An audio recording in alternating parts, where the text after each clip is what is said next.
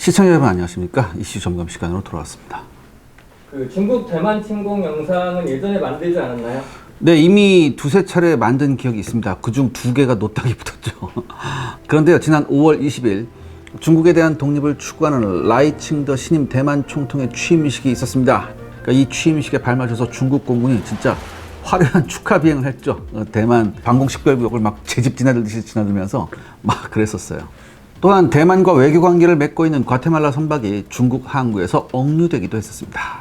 이보다 우려스러운 것은요, 현재 중국 경제가 상당히 좋지 않고 중국 정부가 아찔한 청년 실업률의 놀랍 발표를 중단한 상황에서 베이징대 교수 연구팀은 2023년 3월 기준으로 청년 실업률이 벌써 46.5%에 달한다고 발표했습니다. 즉, 중국 정부가 내부의 불만을 잠재우고자 대만을 상대로 무력 행동을 시작할 가능성이 아주 높아진 것인데요.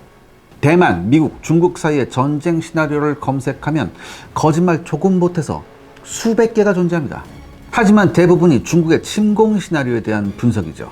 정작 대만과 미국, 그리고 미국의 동맹국들이 어떻게 대처하는지에 대한 얘기는 상대적으로 적습니다. 따라서 오늘 샤르 군사연구소에서는요, 미국과 대만의 군사 전문가들이 가장 가능성이 높다고 보는 시나리오를 바탕으로 만약 중국이 대만을 침공한다면 대만과 미국이 어떻게 중국의 공격에 대응할 것인가에 대해 알아보고자 합니다.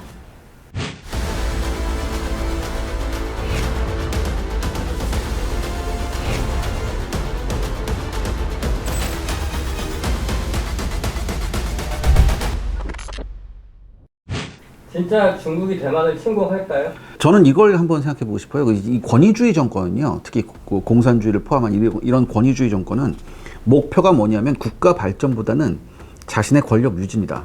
푸틴이 그런 경우죠. 그러니까 푸틴이 러시아 우크라이나 전쟁을 일으켰을 때 푸틴이 이런 얘기를 했었어요. 우크라이나에 나치 세력이 있고 또한 우크라이나가 나토에 가입하려고 한다. 이런 얘기를 했었는데 이것보다 더 중요한 게 있거든요. 사실 푸틴의 위기는 2018년부터 찾아왔습니다. 2018년부터 푸틴이 연금 개혁을 하려고 했었어요. 근데 이게 엄청난 저항에 직면했습니다. 그러니까 아무리 독재자 푸틴이라 하더라도 계속해서 여론이 이런 쪽으로 가면 자기의 재선이, 그러니까 오래 있었던 자기의 재선이 굉장히 힘들다고 봤습니다. 시간이 지나면 지날수록. 그러면서 결국엔 푸틴이 선택한 솔루션이 뭐냐? 전쟁이었어요. 우크라이나의 전쟁이었습니다. 그래서 우크라이나와 전쟁을 하면서 푸틴이 어떻게 재선에 성공을 했죠. 전 시진핑도 마찬가지라고 생각합니다. 시진핑은 지금 3연임을 하면서 중국 역사상 최초로 3연임을 하면서 지금 엄청난 위기에 빠져 있거든요. 하지만 시진핑은 사실 푸틴보다는 훨씬 낫죠. 왜냐하면 시진핑한테 세 가지의 무기가 있죠. 첫 번째 뭐예요? 누가 뭐래도 지난 20년간 세계 최고의 제조업 경쟁력을 중국이 갖췄다. 두 번째는 또 뭐예요? 그야말로 중국을 빈곤으로부터 구한 지도자라는 이런 어떤 이미지가 있어요. 쉽게 말해서 인민들을 잘 살게 했다. 중국 인민들을 잘 살게 했다. 이런 이미지는 있어요. 또 하나 이른바 이제 전랑 외교라는 이런 걸 해가지고 중국의 대외적 위상을 굉장히 높였다. 이런 중국 내부에서 평가가 있단 말이죠. 아무튼 이런 세 가지의 무기가 있기 때문에 시진핑은 푸틴만큼 어렵지는 않겠지만 그럼에도 불구하고 제가 방금 전에 말씀드렸듯이 굉장히 지금 중국이 힘든 상황이거든요. 이런 상황이 계속해서 지속된다. 더구나 트럼프가 대통령이 돼서 더욱더 강한 대중 정책을 밀고 나간다면 중국으로서는 굉장히 큰 위기에 빠질 수도 있죠. 그런데 이게 미국뿐만 아니라 유럽을 포함한 서방 모든 국가가 지금 이렇게 대중국 강경책을 하고 있는 이런 상황이기 때문에 이렇게 되면 이제 인민들의 삶도 힘들어지겠죠? 어떻게 되겠습니까? 시진핑으로선 궁지에 몰렸을 때 마지막 카드로 대만 침공이라는 카드를 사용할 가능성도 배제할 수는 없습니다. 그러면 단도직입적으로 우리나라도 개입하나요? 대만과 중국의 전쟁 얘기가 나올 때마다 가장 큰 논란을 일으킨 분이 바로 미국이 어디까지 개입할 것인가 이런 거죠. 먼저 우리나라하고 미국 사이에는요, 상호 방위 조약이 체결돼 있어서 우리나라에서 전쟁이 일어난다면 공동으로 대처하도록 되어 있습니다. 그런데요, 도리어 이 상호 방위 조약이라는 특성 때문에 대만을 둘러싸고 미국과 중국이 전쟁을 시작하면 우리나라가 미국을 도와 참전해야 하는가가 논란이 되기도 했었죠. 2020년 VOA, 그러니까 이거 보이스 오브 아메리카, 미국의 소리 방송에서는요, 미국의 군사안보 전문 싱크탱크인 랜드 연구소의 브루스 베넷 선임 연구원에게 질문을 했습니다. 미국과 중국 사이에 전쟁이 일어난다면 한국이 참전해야 하는가? 브루스 베넷의 답은요, 뭐라고 했냐? 중국이 타이완을 공격해 미국이 군사적으로 개입해도 한미 상호방위조약은 발동되지 않는다라고 밝혔습니다. 한미 상호방위조약은 미국이나 한국 중 어느 한쪽의 영토가 위협받을 경우에 관한 조약이라고 언급했습니다. 따라서 중국이 타이완을 침공하더라도 우리나라 영토가 위협을 받지 않는다면 조약을 한국에 부과하는 의무는 없다고 선을 그었습니다. 하지만 이제 말을 끝까지 들어봐야 돼요. 베넷 선명부는 뭐라고 했냐? 중국이 미군이 주둔하고 있는 오산 공군기지를 공격하면 한미 상호방위조약에 따라 한국도 개입할 의무가 생긴다며 중국이 무엇을 하느냐에 달려있다. 이렇게 덧붙였습니다. 이렇게 대만과 중국 사이의 전쟁이 남의 일이 아닌 상황에서 우리나라와 미국은 강력한 안보 조약으로 묶여 있지만 사실 미국은 대만에 우리나라처럼 상호 방위 조약과 같은 확실한 법적 보호책을 제공하고 있지 않습니다. 그래도 미국은 개입할 것 같은데요? 대부분 대만 사람들은요, 대만과 중국 사이에 전쟁이 일어나면 대만이 10일 정도만 버티게 되면 미국이 군사적으로 개입해 자신들을 지켜줄 것이라고 믿고 있습니다. 하지만 냉혹한 법률학자들은요, 법적 근거가 미약한 희망 고문이라고 말하기도 합니다. 도대체 왜 그럴까요? 1979년 1월 1일 미국은 중국과 공식적인 외교 관계를 체결합니다. 중국을 소련 봉쇄용으로 활용하려 했던 미국의 지미 카터 대통령은 대만의 상호방위조약의 일방적인 파기를 통보하죠. 이와 동시에 최대 3만 명이 넘었던 대만 주둔 미군이 1979년에 모두 철수합니다. 당시 조약 파기를 통보받은 대만의 장경국 총통이 피눈물을 흘렸다는 에피소드도 있죠.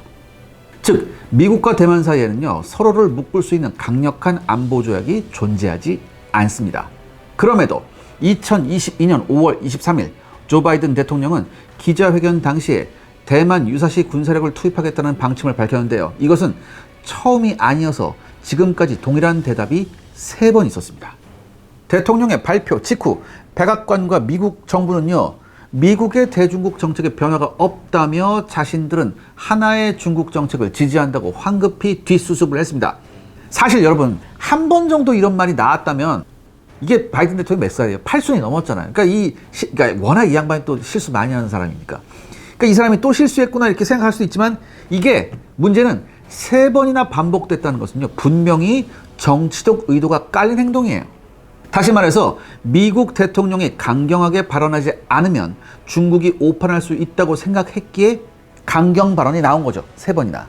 이건요, 미국의 뼈아픈 과거사를 반영한 것이기도 합니다. 1950년 1월 미국의 애치슨 국무장관은 미국의 극동 방위선에서 한국과 대만을 제외하는 이른바 애치슨 라인을 선언하죠. 그 이후에 우리 모두가 뼈저리게 알고 있는 6.25 한국전쟁이 일어났고요. 우리나라와 미국 모두 막대한 희생을 치른 바 있습니다. 우리나라와 미국은 6.25 한국전쟁이 끝난 직후에 공산주의자들의 오판을 예방하고자 1953년에 한국과 상호방위조약을 체결했지만 미국과 대만 사이에는 이러한 조약이 없었어요. 그러자 중국은요, 1954년 중국 저장성 앞바다에 있는 대만 영토인 이장산다오와 다천다오 섬을 무력으로 점령하고 이어서 푸젠성에서 불과 1.8km 떨어진 고량주의 섬 진먼다오를 공격합니다. 대만은 진먼다오, 즉 금문도만큼은 포기할 수 없었기에 처절하게 싸웠고요. 중국의 침공에 놀란 미국은 신속히 제7함대를 중국과 대만 사이 영해에 투입해 중국군을 압박했죠. 그리고 중국의 오판을 막고자 동년 12월 대만과 미국은 상호방위조약을 체결합니다. 미국과 대만 사이에 상호방위조약이 체결되었음에도 불구하고 중국은 1958년에 무려 47만 발의 포격을 가하면서 진먼다오 점령을 시도합니다. 그 과정에서 중국과 대만 해군 사이에 전투가 발생해서 대만 측 4척, 중국 해군 함정 18척이 격침하거나 손상을 당하기도 했죠. 한편 침공에서는 중국군의 미그 15와 미그 17 100여 대와 대만 공군의 F-86 F-세이버 20여 대가 격돌합니다. 하지만 여기서 이제 미국제 사이드와인더에 이제 중국군이 크게 당하는데, 아무튼 이런 이야기는 제 채널에 금문도 포격전 시리즈에서 자세히 나와 있으니까 한번 참고하시기 바랍니다. 아무튼 굳이 정치 문제와 진먼다오 전투를 언급한 이유가 뭐냐? 다시금 대만과 중국 사이에 전쟁이 일어날 시에 미국이 어떻게 개입할 것인가를 예측할 수 있기 때문입니다. 미국과 대만은 상호 방위 조약을 체결했음에도 1958년에 일어난 진몬다오 전투 당시 미국은 직접 개입하지 않고 제7함대를 보내 중국을 압박함과 동시에 최신 무기를 대만에 공급하는 선에서 이렇게 마무리 졌어요. 이어서 미국은요, 1979년에 일방적으로 대만과의 상호 보호 조약을 파기했지만 혹시나 중국이 오판할 것을 대비해 대만 관계법, 이른바 타이완 릴레이션 액트를 발표합니다. 그 내용은 타이완 주민의 안보 혹은 사회적 경제적 시스템을 위협하는 어떠한 힘의 사용이나 기타 형태의 강압에 대해 저항할 수 있는 미국의 전투 능력을 유지한다. 미국은 대만의 충분한 자위 능력을 유지할 수 있도록 하기 위해 필요한 만큼의 방위 물자와 서비스를 제공한다. 이런 두 가지가 핵심입니다. 그러니까 여기 보면 어디에도 대만이 침공당했을 시에 미국이 직접적으로 개입하겠다는 조항이 없어요. 하지만 대만의 안보상 문제가 생기면 최소한 무기라도 지원할 수 있도록 법적 기반을 마련한 그런 법령입니다. 중국이 대만을 침공하면 어떤 일이 일어나나요? 일단 군사적으로 한번 보겠습니다. 이 대다수의 미국의 군사 전문가들은요, 중국이 대규모 군사력을 동원해 대만 본토에 직접 상륙하는 시나리오는 현실성이 없다고 말합니다. 대만군은요, 상비군 병력만 약 24만 명에 예비군이 238만 명이고요. 이 정도 군사를 상대로는 미국마저도 상륙해 승리한다는 보장이 없습니다. 사실 뭐 대만군 훈련 수준에 대한 얘기가 나왔지만 그래도 이런 숫자는 무시 못해요. 또한 동쪽 해변은 거친 산악지형이고요. 그나마 중국과 맞닿은 서쪽은요, 평지가 있지만 실제 상륙이 가능한 해안은 12% 정도에 불과합니다. 그리고 중국이 실제 침공에 들어오면 주요 항구와 해변이 기뢰로 봉쇄할 계획이에요, 대만은. 그래서 중국은 병력과 상륙 물자를 제대로 양육시키기 매우 힘듭니다. 무엇보다 중국이 대만을 점령한 순간 모든 자유진영 국가와 완벽한 경제적 단교가 일어나죠. 중국은 14억의 인구를 가지고 있고 이 인구를 먹여 살기 위해서는 중동의 석유, 호주에서 나오는 철광석과 석탄이 필요합니다. 중국은 에너지 자금률이 86%라고 주장하지만 여기에는 수력, 풍력, 태양광 등의 모든 에너지원을 다 계산한 거예요. 그런데요, 전쟁을 재생에너지로 하나요? 전차에 태양광 패널 붙여서 움직이니까? 아니란 말이죠. 필연적으로 전쟁을 하려면 석유가 필요합니다. 그런데 가장 중요한 에너지원인 석유는 29%, 천연가스의 자급률은 50%에 불과합니다. 또한 중국은요, 자기들 말로는 식량 자급률 98%를 달성했다고 하는데 2021년 중국은 1억 6천만 톤의 그 식량을 생산했습니다. 그러니까 곡물을 생산했어요. 이를 바탕으로 서방이 역추적해본 결과 중국의 식량 자급률은 76%로 추정되고요. 가장 낮게 보는 데는 67%로 추정합니다. 참고로 세계 식량 안보 지수에서 중국은 25위입니다. 이런 연유로 중국이 대만 침공을 쉽사리 결정하기는 힘들지만 만약 중국과 대만 사이에 전쟁이 일어나면 진먼다오 전투 형태의 전쟁, 그러니까 대만 해협에서의 격렬한 공중전과 해전, 그리고 중국 지상군의 진먼다오 섬 및 펑호제도 점령 시도가 일어날 가능성이 높습니다. 시청자 여러분들의 구독과 좋아요는 영상 제작에 정말 큰 도움이 됩니다. 여러분들 부탁드리겠습니다. 구독과 좋아요. 그렇다면 미국은 어떻게 대응할까요? 제가 앞서 설명했듯이 미국과 대만 사이에는 확실한 안보 조약이 존재하지 않고 실제 상호 보호 조약이 있었던 1958년에도 직접적인 개입은 하지 않았죠. 따라서 대만과 중국 사이에 국지전이 벌어지면 미국 함대가 출동해 외곽에서 중국 함대를 압박함과 동시에 대만에 필요한 군사정보와 군사물자를 제공하는 형태로 전쟁을 지원할 가능성이 높습니다. 실제로 미국과 대만은요, 비상상황 시에 대만에 신속히 무기와 탄약을 제공하고자 대만에 적극적으로 미국제 무기를 판매하고 있습니다. 미국은 1979년 이후 중국을 자극하기 싫어서 자국의 주력 무기를 대만에 판매한 사례가 거의 없었어요. 하지만 근래에는 대량의 최신 미국제 무기가 공급되고 있습니다. 그 이유는 군사력 보강 차원도 있지만 미국제 장비에 익숙해져 있어야만 대만군이 신속히 미국제 무기로 무장할 수 있고 탄약이나 기타 군수 지원 제공도 유리하기 때문입니다.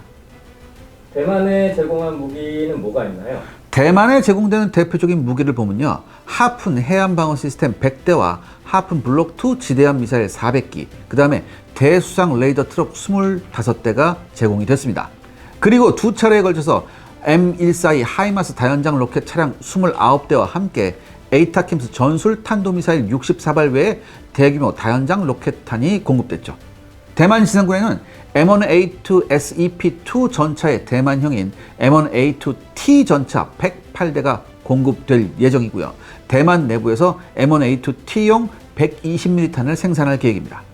왜 이 탄을 대만이 생산하냐? 미국제 열화 우라늄탄 해외 판매가 제한되고 있기 때문이죠. 그래서 대만 스스로가 텅스텐 관통자를 사용하는 APF-SDS 탄을 비축할 필요성이 있기 때문입니다. 대만은 미국의 기술 지원을 바탕으로 패트리엇과 거의 동급인 천궁 1-2 지대공 미사일을 개발했는데요. 이거 텐공이라고 불러요. 그럼에도 불구하고 대만은 9개의 패트리엇 포대와 함께 패트리엇 미사일 264발을 도입했죠. 추가로 2027년까지 패트리엇 팩3 미사일 수량을 총 650발로 늘릴 것이라고 발표했습니다. 여기에 우리나라의 LSM과 동급으로 알려진 자국산 천궁3 지대공 미사일 12개 포대를 배치함으로써 대만 영토 전체를 방어할 강력한 다중망 대공방어 체계를 구축할 계획입니다. 참고로 대만의 영토 크기는 우리나라의 3분의 1 수준인데요. 우리나라는 현재 패트리엇 포대 8개를 보유하고 있고요. LSM 포대 4개를 배치할 계획이죠. 대만이 좁은 영토 안에 얼마나 많은 지대공 미사일을 배치하고 있는지를 알 수 있습니다. 그런데요, 대만에는 방어용 무기만 있는 것이 아닙니다. 대만의 공격용 미사일 체계 역시 만만치 않습니다. 얼마 전 아주 뜻깊은 소식이 전해졌습니다. 실제 해외에선 한국인들의 행보가 많은 국가에 큰 감명을 주고 있다는 보도까지 하며 일제히 찬사를 보내고 있는데요. 이 소식에 대해 좀 더 알아보도록 하겠습니다. 수년째 끊임없이 들려오는 가슴 아픈 사건이 있습니다. 아픈 아내의 귤 한 봉지 사줄 수 없어 참전용사 훔치다 적발. 부산의 한 마트에서 80대 참전용사가 식료품 훔치다 적발. 쪽방의 컵라면 신세, 생활고를 겪는 참전용사들. 무려 3년이란 시간 동안 조국을 지키기 위해 생사가 넘나드는 전장에 뛰어든 6.25 참전 용사들이 이런 비참한 현실 속에서 힘겨운 삶을 이어가다 생을 마감한다는 너무도 안타까운 소식이었습니다. 또한 이런 기사가 보도되면 일시적으로 참전 용사들에게 후원이 되고도 있지만 여전히 사각지대에 있는 참전 용사들은 찾을 수도 알려지지도 않는 상황입니다. 그런데 최근 한 한국 기업이 영웅들의 삶을 개선하기 위해 한국 역사상 전례 없는 지원 소식을 발표해 화제가 되고 있는데요. 인프레시, 이곳은 얼마 전 굶주림 속에 사는 전국의 참전 용사들에게 이 기업과 협업한 식당, 카페 등 지정된 점포를 통해 무료로 식사를 제공하겠다는 매우 파격적인 발표를 했습니다. 이 기업은 작년 시각장애인들의 일상을 위해 직접 수제작한 점자 메뉴판을 무료로 배포한 적도 있습니다.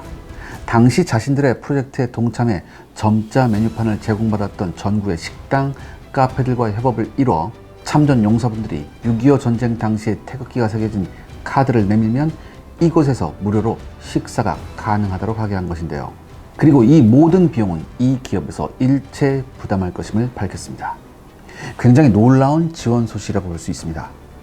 더욱 충격적인 건 이런 대대적인 지원을 하는 기업의 규모가 7명 남짓한 소수의 인원으로 운영되는 아주 작은 기업이라는 사실입니다.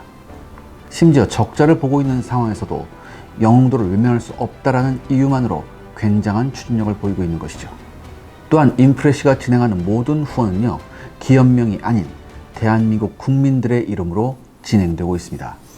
국내 참전용사 주거 개선, 전자제품 및 식비를 지원하는 물론 어려움을 겪는 참전국 용사들에게 의료, 물품, 후원금 전달 등 이 수많은 후원을 여기 보이는 한국인들의 이름으로 전달하였고 영웅들의 소식을 전하기 위해 다큐멘터리로까지 제작하고 있습니다.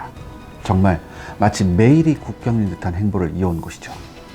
현재 수많은 한국인들이 이들에게 응원을 보내고 있으며 참전 용사들에게 함께 기적을 전하고 있습니다. 그리고 인프레시는 이 순간에도 역사를 담은 특별한 후원 굿즈를 출시하며 또 다른 시작을 준비하고 있습니다. 6.25 한국전쟁 당시 조국을 위해 나섰던 경주 학도병들의 간절한 염원과 참전 의지가 새겨진 태극기를 그대로 구현해낸 태극기 키링을 출시했습니다. 우리의 죽음은 역사의 꽃이 되다. 17세의 붉은 피 오직 조국에. 무려 41년의 기술력을 가진 장인과 오랜 시간 연구 끝에 출시된 이 키링은 정말 이 서명 하나하나가 디테일하게 회원되어 있습니다. 이 키링은 총 5가지의 다양한 태극기로 준비가 되어 있는데요. 사실 인프레시는 선한 영향력을 행사하는 기업으로 제가 몇 차례 소개해드린 바 있습니다. 실제 여러분들의 관심 덕분에 참전 용사분들께 큰 도움이 되었다고 하는데요. 인프레시 측에서도 우리 샤렐의 군사연구소 채널 구독자분들께 진심으로 감사드린다는 말과 함께 앞으로도 어려움을 겪는 참전 용사분들께 후원을 지속하며 여러분의 따뜻한 마음에 보답할 수 있도록 하겠다는 말씀을 꼭 전해달라고 했습니다. 또 많은 분들의 동참이 이어지며 배송 지연이 되는 이슈들도 있었는데요. 현재는 개선이 되어 이 키링도 오후 2시까지 주문하면 당일 출고가 가능하다고 합니다. 제품의 수익금이 6.25 참전 유공자를 비롯해 국가를 위해 희생하고 헌신한 모든 분들에게 후원되고 여러분들의 이름으로 진행되니 많은 동참 부탁드립니다. 후원 상품의 구매처는 고정 댓글에 남겨두겠습니다. 전장에 뛰어들었던 젊은 청춘들은 어느새 90대 중반의 노인이 되었습니다. 영웅들의 노고를 잊지 않고 다시 한번 역사를 되새기는 하루가 되셨으면 합니다. 감사합니다.